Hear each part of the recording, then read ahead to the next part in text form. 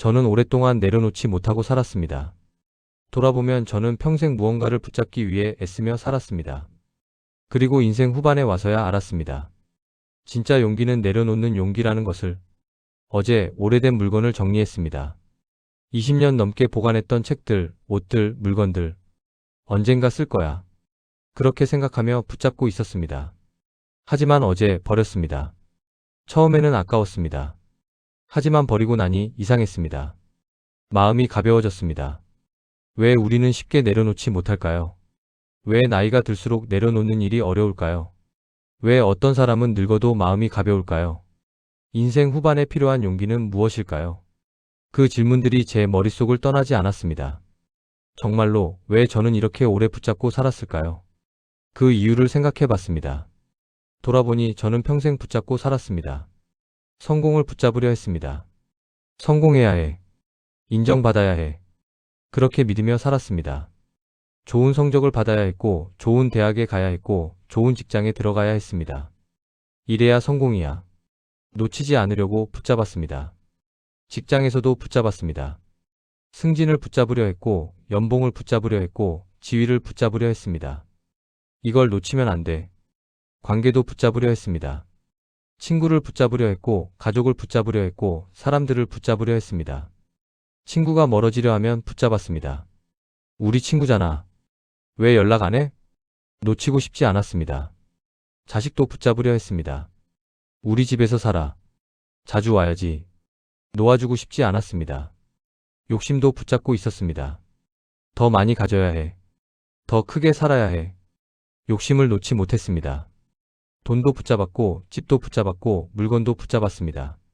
이게 다 필요해. 버리면 안 돼. 모든 걸 붙잡고 살았습니다. 자존심도 붙잡았습니다. 내가 틀렸다고 인정할 수 없어.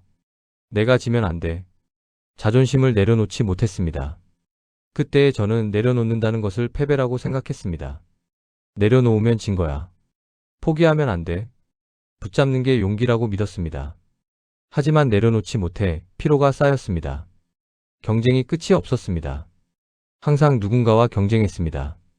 동기와 경쟁했고, 이웃과 경쟁했고, 친구와도 경쟁했습니다. 저 사람보다 나아야 해. 저 사람보다 더 가져야 해. 쉬지 않고 경쟁했습니다. 승진 경쟁, 돈 경쟁, 성공 경쟁. 이기지 못하면 안 돼.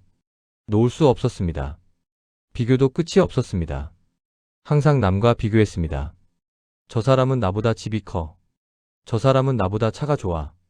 비교하며 열등감을 느꼈습니다. 나는 왜 이것밖에 안 될까? 비교를 놓지 못했습니다. 스트레스도 쌓였습니다. 모든 걸 붙잡고 있으니 스트레스가 많았습니다. 직장에서도 스트레스, 집에서도 스트레스, 관계에서도 스트레스. 왜 이렇게 힘들까? 쉴 수가 없었습니다. 피로했습니다. 평생을 붙잡고 살았더니 너무 피곤했습니다. 언제까지 이렇게 살아야 하지? 불안도 있었습니다. 놓치면 어떡하지? 없어지면 어떡하지? 붙잡고 있어도 불안했습니다. 집착도 생겼습니다. 성공에 집착했고, 관계에 집착했고, 돈에 집착했습니다. 절대 놓을 수 없어. 왜 이렇게 힘들까? 스스로에게 물었습니다. 모든 걸 붙잡고 있는데 왜 마음은 편하지 않을까? 그러던 어느 날 깨닫는 순간이 있었습니다. 친한 친구가 세상을 떠났습니다. 갑작스러웠습니다. 장례식장에서 친구의 유품을 봤습니다. 옷, 시계, 지갑. 친구가 평생 붙잡고 있던 것들이었습니다. 친구는 이것들을 가져가지 못했구나. 그 생각에 충격을 받았습니다. 아무리 붙잡아도 결국 다 내려놓고 가는구나. 집에 돌아와서 제 물건들을 봤습니다. 제가 붙잡고 있는 것들을 봤습니다. 나도 언젠가 이것들을 다 내려놓겠구나. 건강도 나빠지기 시작했습니다. 혈압이 높아졌고 무릎이 아팠고 피로가 쌓였습니다. 의사가 말했습니다. 스트레스를 줄이셔야 합니다. 스트레스를 줄이려면 뭘 해야 하죠? 제가 물었습니다. 의사가 말했습니다. 집착을 내려놓으세요. 그날 밤 생각했습니다. 내가 무엇을 붙잡고 있지? 왜 내려놓지 못하는 걸까? 시간도 깨닫게 했습니다. 60대가 되고 시간이 얼마 남지 않았다는 걸 느꼈습니다. 앞으로 몇 년이나 남았을까? 이렇게 붙잡고 살다가 끝나는 건가? 내가 정말 원하는 게 뭐지? 스스로에게 물었습니다. 그날 저는 처음으로 내려놓는 용기를 내기 시작했습니다. 욕심을 내려놓기 시작했습니다. 더 많이 가지지 않아도 돼. 스스로에게 말했습니다. 집도 하나면 충분했고, 차도 필요한 만큼만 있으면 됐고, 돈도 적당히 있으면 됐습니다. 물건도 버리기 시작했습니다. 오래된 옷, 안 쓰는 물건, 필요 없는 책. 이제 필요 없어. 버렸습니다. 처음에는 아까웠습니다. 언젠가 쓸 수도 있는데, 하지만 용기를 내서 버렸습니다. 자존심도 내려놓기 시작했습니다. 틀렸을 때 인정했습니다. 내가 틀렸어. 미안해. 예전에는 절대 인정하지 않았습니다. 자존심이 허락하지 않았습니다. 하지만 이제는 내려놓았습니다. 이기려는 마음도 내려놓았습니다. 이기지 않아도 돼. 지는 것도 괜찮아. 경쟁을 놓았습니다. 비교도 내려놓기 시작했습니다. 남과 비교하지 않았습니다. 남은 남이고 나는 나야. 친구가 좋은 차를 사도 비교하지 않았습니다. 이웃이 큰 집으로 이사가도 비교하지 않았습니다. 그 사람은 그 사람대로 잘 사는 거야. 관계도 내려놓았습니다. 자식을 내려놓았습니다. 내 삶을 살렴.